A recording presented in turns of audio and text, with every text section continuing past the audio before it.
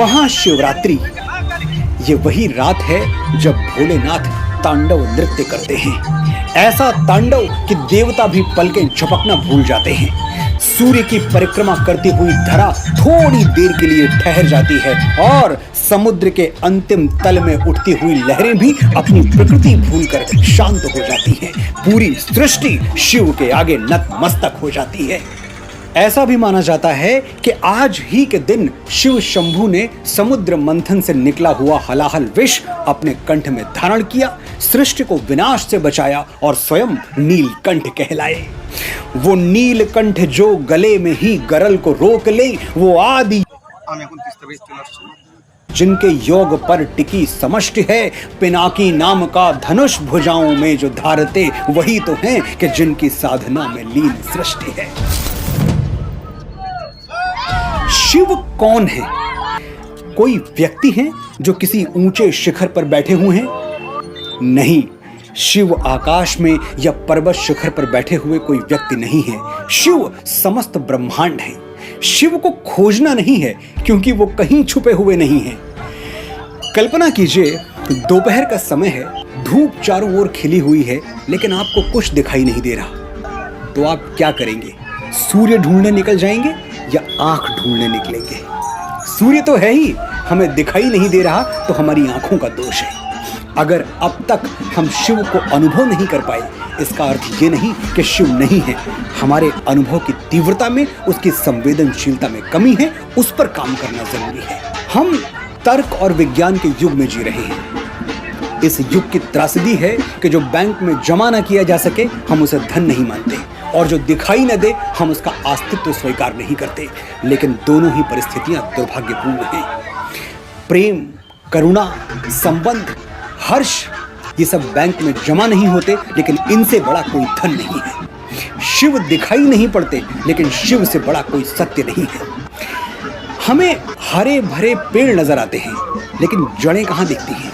वो तो जमीन के अंदर हैं। तो क्या ये मान लिया जाए कि जड़ें होती ही नहीं, पेड़ ऐसे ही खड़ा है? विचार आपके मन में होते हैं। यही विचार आपको विवेकानंद बना देते हैं, एडिसन बना देते हैं, आइंस्टाइन और सुकरात बना देते हैं। लेकिन क्या विचार नजर आते हैं?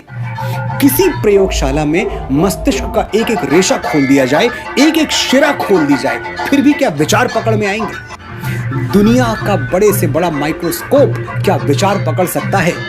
नहीं, बिल्कुल नहीं। तो क्या यह कहना सही होगा कि विचार होते ही नहीं है? अगर हम इस भूल में पड़ गए कि जो नजर नहीं आता वो है ही नहीं, तो हमसे शिव भी खो जाएंगे और ये संभावना भी खो जाएगी कि हम जीवन में कुछ बड़ा कर पाएं, कुछ दुर्लभ प्राप्त कर पाएं। मैं व्यक्तिगत अनुभव से कह रहा हूं, दुनिया में सबसे अमूल्य वही है जो दिखाई नहीं देता, जो अदृश्य है, क्योंकि जो अदृश्य है वही सत्य है। कविता कागज पर उतरने से पहले अदृश्य होती है, लेकिन कागज पर अंकित हो जाए तो श्री रामचरितमानस बन जाती है और युगों युगों तक हमारा पथ प्रदर्शन करती है। एक कथा सुनाता हूँ, और कथा ये समझ के জলপেশ মন্দিরে যাচ্ছি, প্রায় 2 কিলোমিটার আগেই বাইক আটকে দিয়েছে, এখন হেঁটে যেতে হচ্ছে।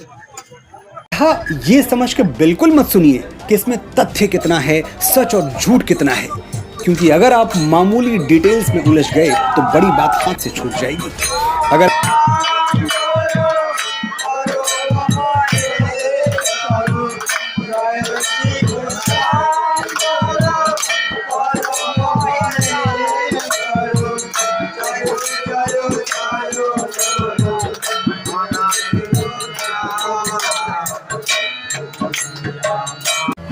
एक बार ब्रह्मा और विष्णु इस प्रश्न का उत्तर ढूंढने निकल पड़े कि शिव कौन है। वो शिव को पूरी तरह जानना चाहते थे। ब्रह्मा जी ने विष्णु भगवान से कहा, मैं उनका मस्तक ढूंढता हूं, तुम उनके चरण खोजो। कहते हैं हजारों वर्षों तक विष्णु शिव के चरण खोजते रहे। सैकड़ों पाताल पीछे छूट गए, वो इतना नीचे जा पहुंचे, लेकिन शिव के चरण खोजते रहे। सैकड़ों पाताल पीछे छूट गए, वो इतना नीचे जा पहुंचे, लेकिन शिव के चरण नहीं मिले। उधर ब्रह्मा जी शिव का मस्तक ढूंढते ढूंढते सैकड़ों आकाश गंगाएं पार कर गए, लेकिन शिव का मस्तक नहीं ढूंढ पाए। संदेश क्या है इस कथा का? यही कि शिव का ना कोई आदि है ना कोई अंत, वो अनंत हैं और उस अनंत को अगर किसी ज्योमेट्रिकल डिजाइन में बांधने का प्रयास किया जाए तो वो আমি এখন জলপেশ মন্দিরের কাছে চলে আসছি। আজকে শ্রাবণ মাসে লাস্ট সোমবার, তাই আজকে প্রচণ্ড ভিড় হয়েছে জলপেশে। আর সেই সকল দৃশ্য আমি তোমাদেরকে দেখাচ্ছি।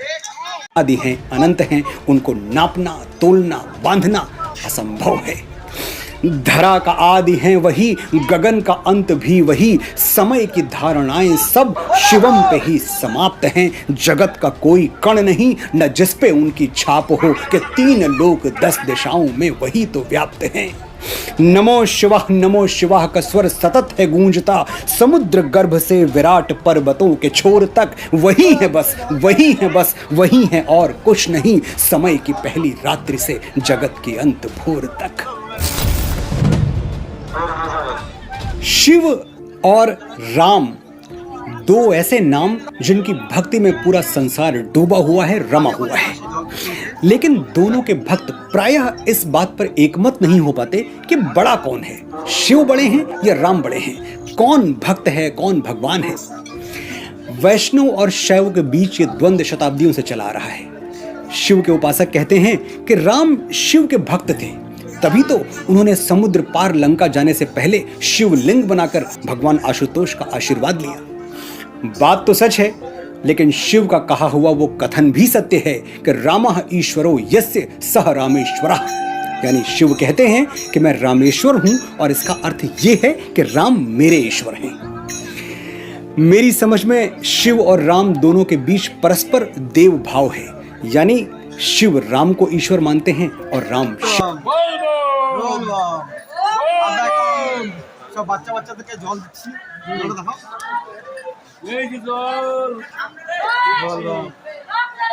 ज्ञानी मूढ़ न कोई, जहि जस रघुपति करहि जब, सो तस तेहि क्षण होई। और ये भी सच है कि इस दुनिया में भगवान शिव के नाम से बड़ी कोई संपदा नहीं है शिव का नाम संपदा, ये संपदा जिसे मिली वो मानचित्र पा गया परम सुखों के कोश का। बदन पे है समय की भस्म और ललाट पर तिलक, आहा आहा मनोहरी स्वरूप आशुतोष का। मंत्र शक्ति एक समय था जब इसे कपोल कल्पना माना जाता था।